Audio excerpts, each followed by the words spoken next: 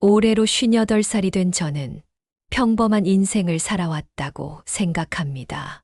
기쁨도 있었고 아픔도 있었죠. 하지만 그 수많은 시간 속에서도 잊히지 않는 한 조각이 있습니다. 저를 긴 시간 아프게 했던 상처이자 나중에는 따뜻한 눈물로 닦아낸 기억.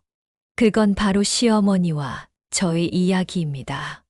1995년 28이던 저는 지금은 고인이 된 남편과 결혼했습니다. 회사 동료였던 그는 언제나 조용하지만 다정했고 책임감이 강한 사람이었습니다. 말이 없어도 따뜻함이 느껴졌고 눈빛 하나로 마음이 통하던 사람이었죠. 우리는 긴 연애 끝에 작은 아파트에서 신혼을 시작했습니다. 냉장고는 작았고 커튼은 혼수로 맞춘 것도 아닌 시장표였지만 그 시절은 그 어떤 호화로운 공간보다 빛났습니다. 그런데 결혼은 사랑만으로 유지되지 않는다는 걸 금세 알게 됐습니다. 처음부터 시어머니와의 관계는 쉽지 않았습니다. 직장 다니는 며느리를 곱게 보지 않으셨고 제가 친정에 자주 간다는 이유만으로도 못마땅해 하셨죠. 며느리는 시댁 식구지 친정 식구가 아니야. 그 말이 가슴에 박힌 날, 저는 혼자 세면대 앞에서 한참을 울었습니다. 남편은 중간에서 애를 썼지만 사실 그도 친정과 시댁 사이에서 어디까지 선을 그어야 할지 몰라 늘 조심스러워했어요. 시간이 흘러 결혼 3년 만에 큰아들 진호를 낳았습니다. 아들을 낳은 날의 감정은 지금도 잊을 수 없습니다. 작은 손, 푸석한 머리, 울음소리 하나하나가 저희 세상을 바꾸는 것 같았어요. 아들이 태어나던 날, 시어머니의 얼굴이 처음으로 부드러워졌습니다. 시간이 지나면서 시어머니는 남편에 대한 못다한 기대를 손자에게 투사하고 계셨습니다. 진호가 울기라도 하면 왜 이렇게 아기를 못할래니? 라며 꾸짖으셨고, 제가 조금만 늦게 들어가면 집안일은 안 하고 도대체 어딜 그렇게 다니는 거니? 라고 하셨죠. 시어머니의 잔소리와 시집살이에도 불구하고 착한 남편 때문에 버틸 수 있었습니다. 하지만 기쁨도 잠시 진호가 2살이 되던 해, 남편이 출장길 교통사고로 갑작스럽게 세상을 떠났습니다. 전화벨 소리가 그날따라 유난히 날카롭게 들렸고 전화기 너머에서 들리는 낯선 목소리가 저를 산산이 부숴버렸습니다. 남편의 장례식 내내 저는 아무런 감정도 느끼지 못한 채 그저 의자에 앉아 있었고 진호는 아빠 어디 갔어? 늘 끝없이 물었어요. 어린 아들이 아버지를 잃었다는 걸 이해하지 못했듯 저도 남편이 없다는 현실을 받아들이지 못했습니다. 장례를 마치고 저는 시댁 근처로 이사했습니다.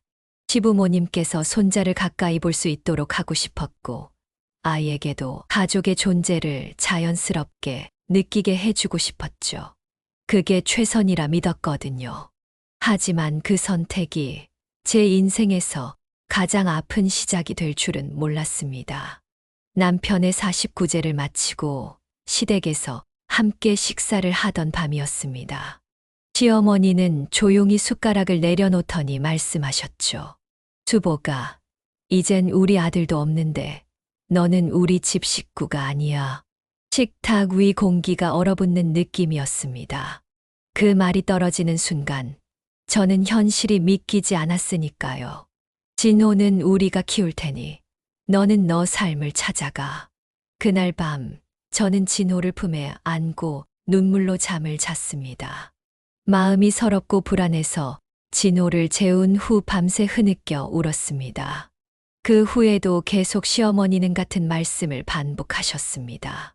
너는 아직 젊으니 재혼해도 돼. 하지만 우리 손자, 그 애는 우리 피야. 저는 끝까지 아들을 지키기로 결심했습니다. 결국 양육권을 놓고 법정까지 가게 되었고 그 과정에서 시어머니는 변호사까지 대동하셨지만 법원은 친모인 저의 손을 들어주었습니다.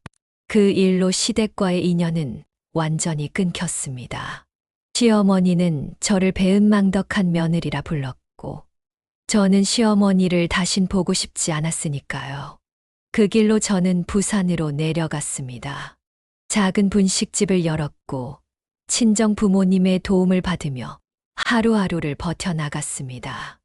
진호를 먹이고 재우고, 밤에는 김밥을 말고, 분식 장사를 하면서 생활을 이어갔습니다. 그렇게 몇 년이 흘렀고, 분식집은 점점 자리를 잡았습니다. 어느 날 진호가 중학교에 들어갈 즈음 저에게 조심스럽게 말했습니다. 엄마, 나 할머니 할아버지 만나고 싶어. 그 말에 저는 긴 한숨을 쉬었습니다.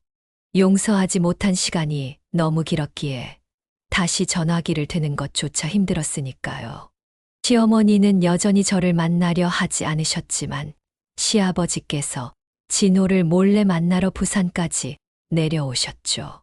그렇게 조용한 만남은 몇 년간 계속됐고, 진호는 시아버지와 연락을 주고받으며 성장했습니다.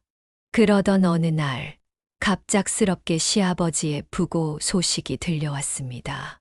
진호는 단호하게 저에게 말했습니다. 엄마, 할아버지 만나러 가야 해요. 그리고 할머니도 만나야 해요. 장례식장에서 시어머니는 검은 상복을 입고 앉아 계셨습니다. 눈이 마주쳤을 때 그 눈에서 한 줄기 눈물이 흘렀습니다.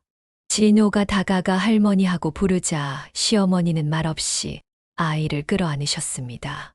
그날 밤 시어머니는 저를 따로 불러 말씀하셨습니다. 수보가, 내가 너무 미안하다. 시어머니의 진심 앞에서 저 역시 울지 않을 수 없었습니다. 우리 진우가 죽기 전날 이런 말을 했어. 엄마, 수복이 혼자 남겨지면 잘 돌봐주세요. 근데 내가 그걸 지키지 못했구나. 그 말을 들으며 저는 처음으로 시어머니의 고통을 이해했습니다. 남편을 잃은 나도 마음 아픈 세월을 살아왔지만 아들을 잃었던 시어머니는 얼마나 힘드셨을까. 를 생각하고 나니 마음이 메여왔습니다. 그날 이후 저는 서울과 부산을 오가며 시어머니를 찾아뵙기 시작했습니다. 어색하고 조심스러운 만남이었지만 서로의 삶을 조금씩 나누며 우리는 천천히 다시 가족이 되어갔습니다. 그리고 마지막 순간 시어머니는 제 손을 꼭 잡고 말씀하셨습니다. 수보가, 내 며느리여서 참 고마웠단다 라고 말이지요. 그날 새벽 시어머니는 제 손을 잡은 채 조용히 세상을 떠나셨습니다. 지금도 가끔 진호가 아이를 안고 있는 모습을 보며 생각합니다. 그날 시어머니가 그런 말을 하지 않았다면 어땠을까? 여러분은 이야기를 들으면서 어떤 감정을 느끼셨나요?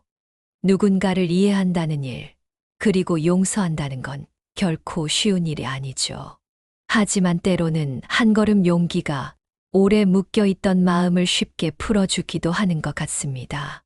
당신의 오늘 하루가 그리고 내일이 이 이야기를 통해 조금 더 따뜻해졌기를 바랍니다.